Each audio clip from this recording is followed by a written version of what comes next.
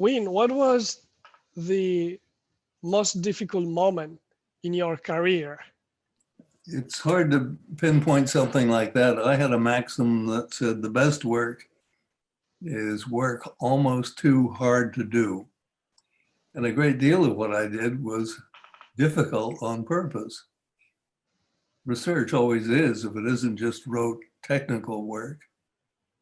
It's always extending your capacities, your understanding, right up to near the limit of what they're good for. So I like that idea. I won't pick out for you a single most difficult moment or time, but just say that's how I lived all the time. I realize that that's not a terribly good rule for life in general.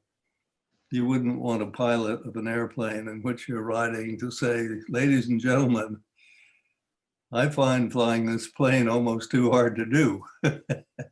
You wouldn't want that in some settings.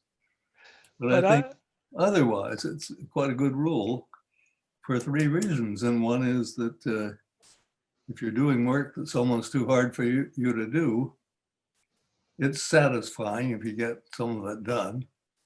It contributes more if you get it done. And finally, if you're working at the edge of your capacities, what do you know? They might even grow.